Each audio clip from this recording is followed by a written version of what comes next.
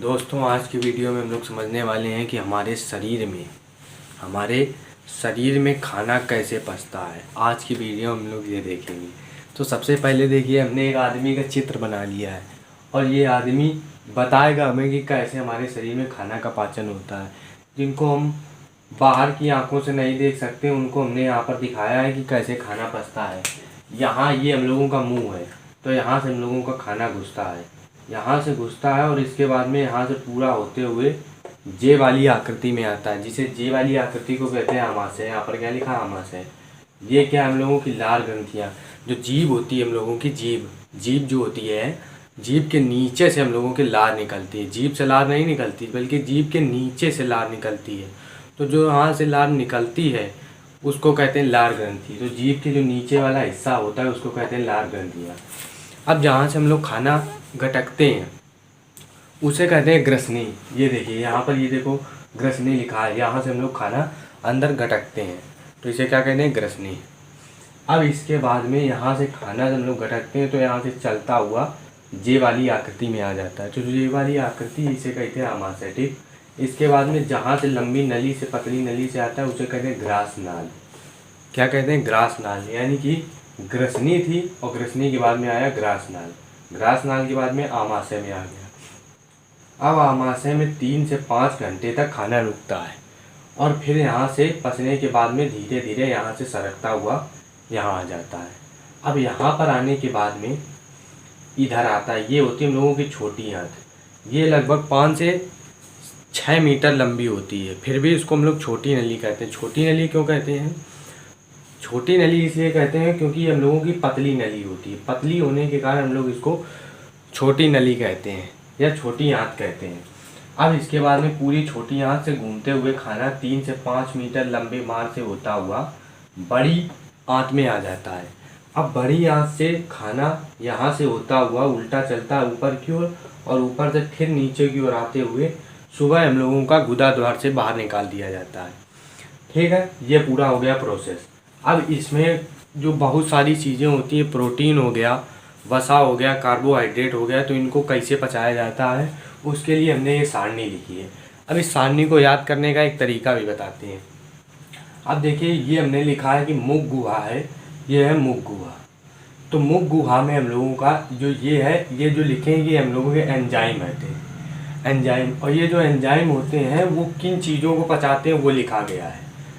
जैसे कि ptyalin enzyme है, वो मंड को पचाता है। अभी हम लोग समझेंगे कि मंड क्या होता है। पहले आपको याद करने का तरीका बताएंगे। अब देखिए, यहाँ पर आपको याद करने का तरीका बता रहे हैं कि कौन सा एंजाइम किस चीज़ को पचाता है, उसको बताएंगे कैसे आपको याद रखना है। याद करने का बहुत अच्छा तरीका, देखिए यहाँ पर टाइलिन लिखा है। अगर पीछे वाले अक्षर के एक कदम पहले ला आए तो वो हमेशा मंड को पचाता है। मंड क्या होता है? मंड होता है हम लोगों का ग्लूकोज और कार्बोहाइड्रेट। ग्लूकोज और स्टार्च को हम लोग कहते हैं कार्बोहाइड्रेट। तो कार्बोहाइड्रेट को कहते हैं मंड। तो जो कार्बोहाइड्रेट का पाचन होता है वो हम लोगों का टाइलिन एंजाइम करता है। अब यहाँ पर ना के अगर पहले ला, जैसे कि यहाँ पर अगर आप आओगे तो यहाँ पर जा के पहले ला आ रहा है, यहाँ पर ना के पहले, तो एक के पहले अगर ला आए तो वो हमेशा क्या करेगा? हम लोगों का मंड को पचाएगा। जैसे ये एमाइलेज है तो ये क्या कर रहा है? मंड को पचा रहा है। वही यहाँ पर टाइलिन जो है वो मंड को बचा रहा है। ये याद करने का तरीका है कि अगर एक के पहले ला आए तो वो मंड को बचाएगा। एक के पहले ला आ रहा है तो वो मंड को बचा रहा है। मंड यानी कि कार्बोहाइड्रेट को बचा रहा है। अब देखो यहाँ पर, जहाँ पर आधी पा है, जहाँ जहाँ पर आधी पा आएगी वो हमेशा प्रोटीन को बचाएगा। जैसे यहाँ पर आ गए ट्रिप्सिन। ट्रिप्सिन जो एंजाइम है वो प्रोटीन को बचाता है। आधी पा आया यानी कि ये प्रोटीन को बचाएगा। अब देखो यहाँ पर भी आधी पा बना है, इरेप्सिन लिखा है, तो जो इरेप्सिन एंजाइम है वो भी प्रोटीन को पचाएगा। अब यहाँ पर आधी पा लिखा है तो यानी कि प्रोटीन। अब इसके बाद में आधी पा यहाँ पर भी बना है तो ये भी प्रोटीन को बचाएगा। तो जितने में भी आधी पा आए वो प्रोटीन को बचाएगा, और एक के पहले अगर ला है तो वो हमेशा कार्बोहाइड्रेट यानी कि मंड को बचाएगा। अब इसके बाद में देखो, माल्टेज जो है वो माल्टोज को, और लैक्टोज जो है वो लैक्टोज को, सुक्रेज जो है वो सुक्रोज को। इसको याद करने में कोई दिक्कत नहीं होगी। ए है तो ओ बदलना है, ए है तो ओ, ए है तो ओ, ये हो जाएगा। अब इसके बाद में याद रखना है आपको, लाइपेज जो है वो हमेशा वसा को पचाता है। यहाँ पर देखो लाइपेज वसा को पचा रहा है, यहाँ पर भी लाइपेज वसा को पचा रहा, यहाँ पर भी लाइपेज वसा को पचा रहा। अब यहाँ पर कोई एंजाइम नहीं है, फिर भी ये वसा को पचाता है, ये याद रखना है। और एक याद रखना है कि रेनिन जो है वो दूध को फाड़ने के काम आता है। फाड़ने का मतलब दूध को पचाता है रेनिन। एक बार और देखिए, अगर एक के पहले ला है तो वो हमेशा मंड यानी कि कार्बोहाइड्रेट को पचाएगा। अब कार्बोहाइड्रेट जब पचता है तो आपको पता होना चाहिए कि वो जो है ग्लूकोज में बदलता है। जैसे कि समझो एक पेड़ है, अब पेड़ है तो पेड़ में क्या होता है कि वो पेड़ जो है बहुत सारे ग्लूकोज को मिला करके कार्बोहाइड्रेट बनाता है। जब बहुत सारे ग्लूकोज यानी कि जब पेड़ इकट्ठा कर करके कोई फल बनाता है, जैसे मान लो गेहूँ बन रहा है या आम बन रहा है, तो बहुत सारे जब ग्लूकोज इकट्ठा होते हैं तो एक आम बनता है। तो उस आम में क्या होता है, वो आम में ग्लूकोज नहीं बल्कि कार्बोहाइड्रेट के रूप में पाया जाता है। जब लोग उसको खाते हैं तो वो फिर से कार्बोहाइड्रेट जो होता है वो ग्लूकोज में टूट जाता है। अब यहाँ पर वही है, जो कार्बोहाइड्रेट है ये मंड जो है वो हमारा स्टार्च है। तो स्टार्च जो होता है, मान लो वो एक फल है, स्टार्च जो है फल है, और जब हम लोग इसको खाते हैं तो वो छोटे छोटे ग्लूकोज में टूट जाता है, जिससे मिल करके वो बना होता है उसी में फिर से टूट जाता है। तो यहाँ पर मंड टूटता है। अब एक के पहले ला आया, एक के पहले ला आया तो हमेशा मंड को बचाएगा, ठीक है, स्टार्च को। इसके बाद में अगर आधी पाए तो हमेशा प्रोटीन को, आधी पाए तो प्रोटीन को, आधी पाए तो प्रोटीन को। इसके बाद में माल्टेज माल्टोज को, लैक्टेज लैक्टोज को, सुक्रेज सुक्रोज को बचाता है।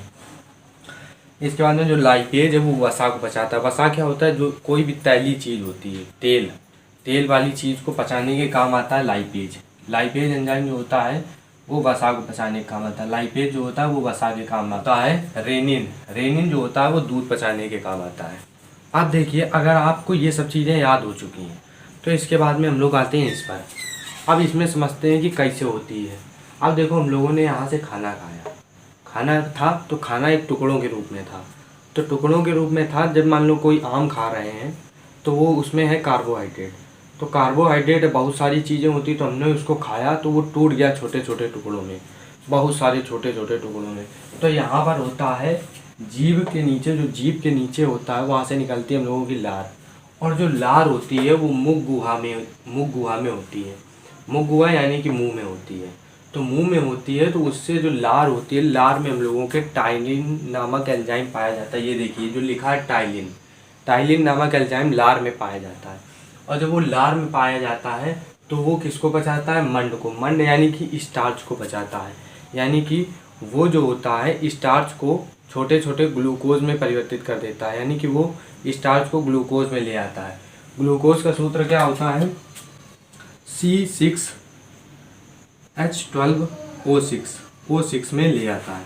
अब देखो स्टार्च क्या होता है, स्टार्च होता है हम लोगों का C6H10O5 का N, ये होता है हम लोगों का स्टार्च। ये स्टार्च का सूत्र है।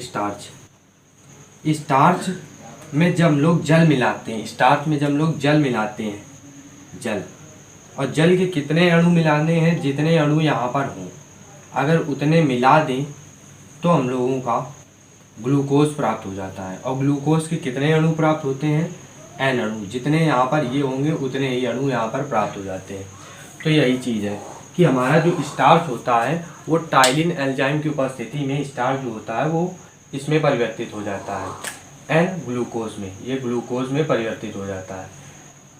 अब देखिए हम लोगों का जो पहले नंबर का था स्टार्च जो हमने था वो हम लोगों का पच गया है। स्टार्च यानी कि मंड जो था हम लोगों का वो टाइलिन नामक एंजाइम की उपस्थिति के कारण हमने बताया कि स्टार्च जो था वो ग्लूकोज में परिवर्तित होता है। कैसे, अब इसके बाद में परिवर्तित होने के बाद में जो खाना है वो यहाँ से हम लोगों के ग्रसनी में पहुँचता है।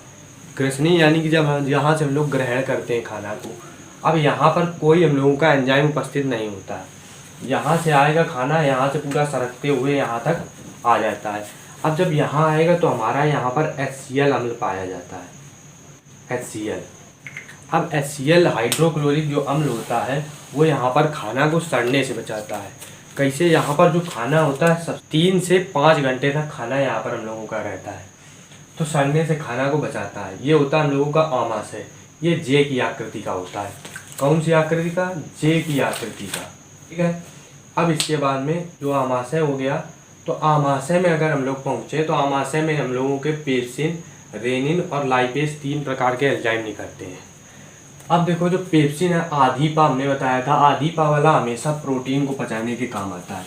यहाँ पर देखो आधीपा है तो ये हमेशा प्रोटीन को पचाएगा।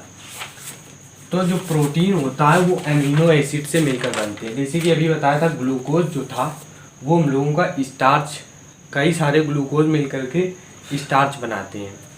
अब कई सारे जो एमिनो अम्ल होते हैं वो मिलकर के प्रोटीन बनाते हैं। तो जो प्रोटीन का पाचन करता है कौन सा enzyme? Pepsin enzyme. Pepsin, rennin, lipase जो होते हैं वो हम लोगों के यहाँ से निकलते हैं आमाशय से, और आमाशय से निकल करके जो पेप्सिन होता है वो प्रोटीन को पचाता है। प्रोटीन जो होता है एमिनो अम्ल में टूट जाता है। एमिनो अम्ल क्या होता है? देखो CH और यहाँ पर COOH, ये NH2 और ये R, ये इसका सामान्य सूत्र होता है। एमिनो अम्ल का सामान्य सूत्र ये होता है। तो कई सारे एमिनो अम्ल जुड़ करके प्रोटीन बनाते हैं। जो प्रोटीन का पाचन होता है वो पेप्सिन नामक एंजाइम करता है आमाशय में। अब ये क्या होगा, जो प्रोटीन होता है वो ऐसे छोटे छोटे अणु में टूट जाएगा। अब R की जगह आपका यहाँ पर H भी हो सकता है, CH3 भी हो सकता है और बहुत सारे हो सकते हैं यहाँ पर। तो जब इस प्रकार के अणु आपस में जुड़ करके क्या बनाते हैं? प्रोटीन। अब प्रोटीन जब टूटेगा तो इन्हीं में टूट जाता है, एमिनो अम्ल में।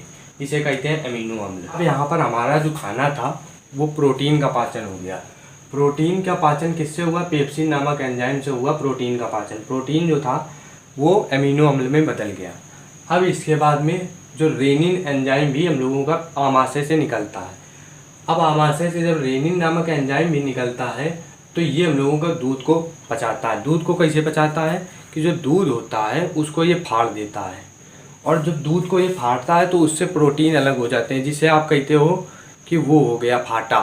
जो फाटा होता है उसको प्रोटीन होता है वो, तो जो उसको अलग कर देता है, पानी पानी अलग कर देता है, फाटा को अलग कर देता है, यानी कि प्रोटीन को अलग।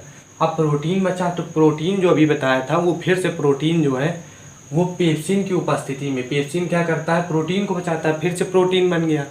तो क्या होगा, जो प्रोटीन पचेगा वो एमिनो अम्ल में फिर से बदल जाएगा, एमिनो अम्ल में फिर से बदल जाएगा। अब इसके बाद में जो लाइपेज है, आमाशय से लाइपेज भी एंजाइम निकलता है।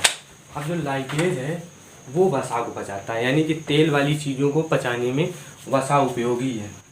वसा क्या पचाएगा? तेल वाली चीज़ों को। अब वसा जो आएगा खाने में उसको भी लाइपेज पचाएगा। अब जो वसा होता है वो हम लोगों का वसी अम्लों में, अब जो प्रोटीन था वो अमीनो अम्ल में बदल जाता है, दूध भी अमीनो अम्ल में बदल जाता है। दूध, क्योंकि दूध बनता है प्रोटीन में और प्रोटीन फिर से बदल जाता है अमीनो अम्ल में। और जो स्टार्च था हम लोगों का वो हम लोगों का ग्लूकोज में परिवर्तित होता है। जो वसा होता है हम लोगों का, वसा होता है हम लोगों का, वो वसी हम लोगों ग्लिसरॉल में टूट जाता है। अब ग्लिसरॉल क्या होता है? जब हम लोग साबुन बनाते हैं, क्षार की उपस्थिति में, तब हम लोगों का ग्लिसरॉल बनता है। क्या बनता है? ग्लिसरॉल। ग्लिसरॉल का सामान्य सूत्र क्या होता है? CH2OH।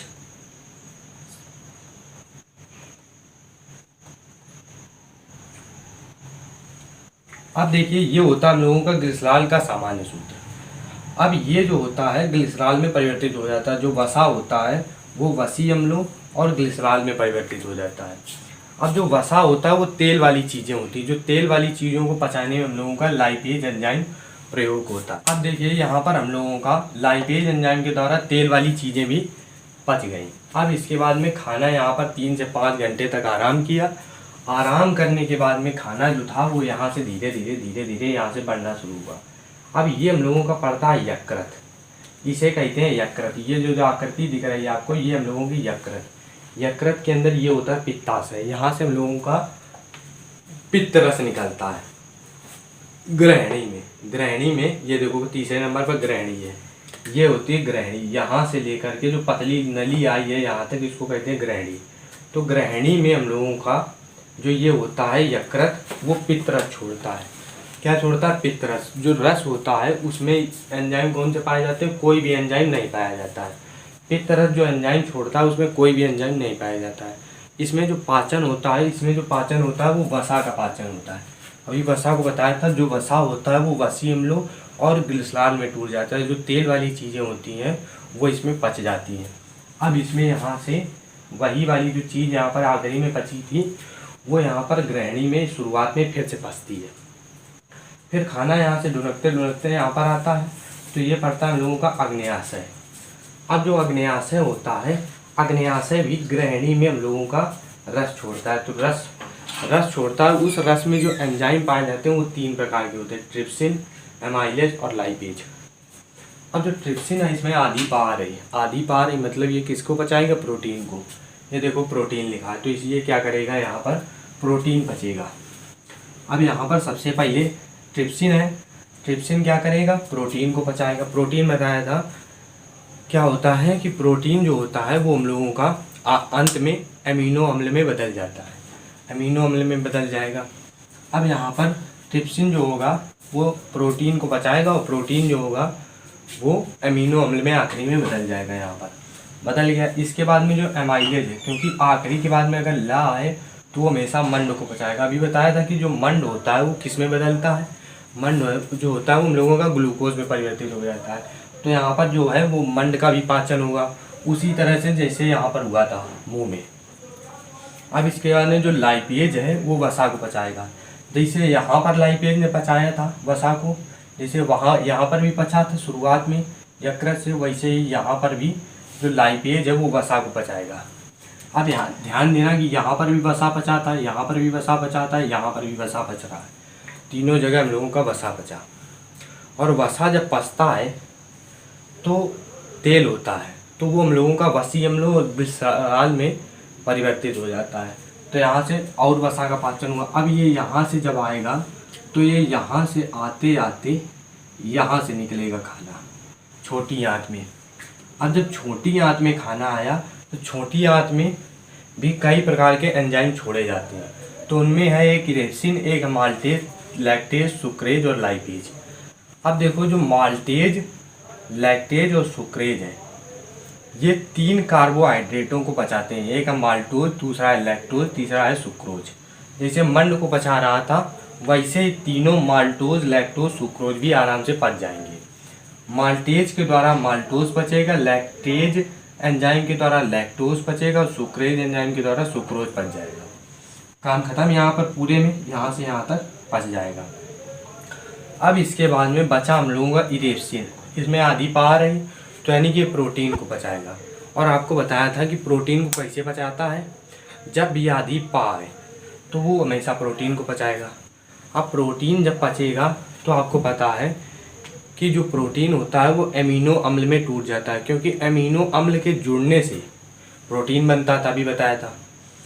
तो प्रोटीन जो टूटेगा वो एमिनो अम्ल में टूट जाएगा। तो टूट गया, यहाँ पर सरल में टूट गया।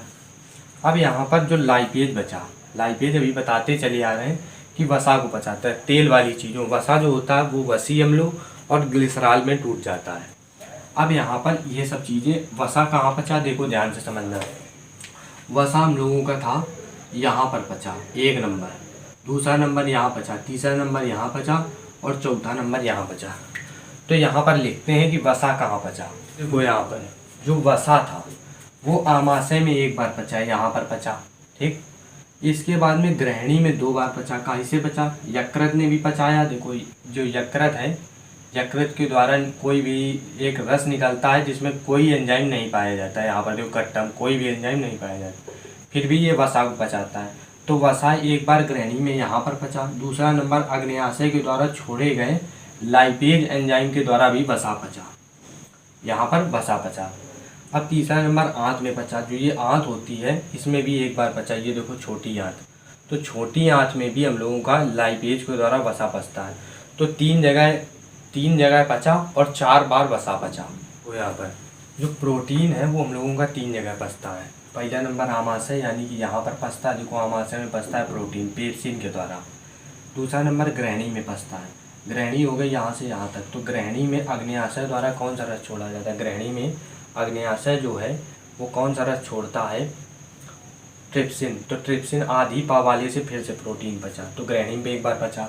तीसरे नंबर पर छोटी आंत से पचा। जो छोटी आंत है उससे भी पचा, तो इलिप्सिन से प्रोटीन पचा, तो 3 जगह प्रोटीन पच गया। तीसरा नंबर जो है वो हम लोगों का स्टार्च है। स्टार्च कहाँ पचता है, देखो स्टार्च लिखा है। स्टार्च सबसे पहले मुख में पचा था, किसके द्वारा, टाइलिन के द्वारा स्टार्च पचा था।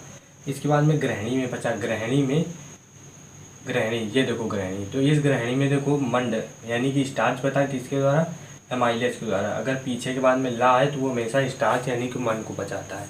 ठीक है, अब देखो आपको यहाँ पर समझ में आ चुका होगा कि कौन सा एंजाइम कौन सी चीज़ों को पचाता है और कहाँ पर पचाता है। तो ये तीनों चीज़ें आपकी क्लियर हो चुकी हैं, इसका काम खत्म हो चुका है, तो इसको हटाते हैं। अब देखो यहाँ पर हम लोगों का पूरा पच चुका है। अब देखो यहाँ पर मुंह की बात बताते हैं। तो मुंह में हम लोगों के 4 प्रकार के दांत होते हैं, जिनसे हम लोग चीरने फाड़ने का काम करते हैं। अब यहाँ पर देखिए कि जो आदमी के दांत होते हैं वो इस तरह से होते हैं। तो जो आगे वाले 4 दांत होते हैं उनको कहते हैं कृंतक, जो नुकीले वाले दांत होते हैं उनको कहते हैं रदनक। फिर उसके बाद में 2 दांत और पाए जाते हैं इधर और 2 दांत इधर, तो उनको कहते हैं अग्र चमड़नक। फिर पीछे 2-2 मिल के एक दांत बनता है, 2-2 मिल के एक दांत, फिर 2-2 मिल के एक दांत, फिर 2-2 मिल के एक दांत, तो इधर 3 और इधर 3, और ऊपर 6, 3 ये 6, तो ऊपर 6 नीचे 6, तो 12 जो होते हैं वो चमड़नक होते हैं। ऊपर जो अग्र चमड़नक होते हैं वो 4, कुल मिलाकर ऊपर और नीचे 8। और रदनक की बात करें तो ऊपर 2 और नीचे 2, 4। कृंतक की बात करें ऊपर 4 और नीचे 4, 8। तो ये जो कृंतक होते हैं वो 8, रदनक जो होते हैं वो 4, अग्र चमड़नक होते हैं 8, और ये जो होते हैं 12। तो अगर आप देखोगे कृंतक 8, रदनक 4, अग्र चमड़नक 8 और चमड़नक 12, तो चमड़नक 12 + 8 + 8 और +4, तो 8 8 16, 4 20, और ये 32 दांत हो जाते हैं इसमें। पीछे वाला सबसे दांत होता है ये वाला, ये 20 से लेकर के 30 साल तक की उम्र तक निकलता है। पीछे वाले 1 2 और नीचे वाले 1 2, यानी कि कुल 4 दांत जो होते हैं वो जो होते हैं 20 से 30 साल की उम्र में निकलते हैं। अब देखिए यहाँ पर हम लोग खाना पचना यहाँ तक पहुँच चुके हैं। अब इसके बाद में खाना बड़ी आंत से होता है, इसको कहते हैं बड़ी आंत। तो यहाँ से होता हुआ पूरा यहाँ से निकलता हुआ यहाँ से निकल जाता है। अब देखिए खाना हम लोगों का पूरा पच जाता है। अब खाना जब पच जाता है तो जब खाना यहाँ पर होता है तो यहाँ पर हम लोगों का खाना से कुछ चीज़ें सोख ली जाती हैं। यहाँ पर जो ये छोटी आंत है यहाँ पर कुछ छोटे छोटे छिद्र होते हैं, यहाँ पर बड़ी आंत में भी कुछ छोटे छोटे छिद्र होते हैं यहाँ पर। तो वो क्या करते हैं, कुछ चीज़ों को यहाँ से सोख लेते हैं। जैसे कि बड़ी आंत जो है वो यहाँ से कुछ लवणों को सोख लेती है, लवणों को प्लस जल को सोखने का काम बड़ी आंत कर लेती है। और जो बचे हुए होते हैं उनको छोटी आंत अपने में सोख लेती है। अब क्या होता है, तो छोटी आंत अपने में सोख लेती है। इससे सोखने के बाद में ये जब सोख लेती है तो इससे सोखने के बाद में जो ये चीज़ें होती हैं वो रुधिर में चली जाती हैं, यानी कि खून में चली जाती हैं। खून में चली जाती हैं, खून में मिलने के बाद में ये जो चीज़ें होती हैं, खून जो होता है वो यहाँ पर पहुँचाता है यकृत के पास। ये सब चीज़ें यकृत के पास पहुँचा दी जाती हैं। अब यकृत जो होता है जिस अंग को जिस हिसाब से ज़रूरत होती है उस हिसाब से ये यहाँ से छोड़ता जाता है। और खून जो होता है, रक्त जो होता है, वो यहाँ से हम लोगों का पूरे शरीर में उन ज़रूरी चीज़ों को हम लोगों की कोशिकाओं तक पहुँचाता है।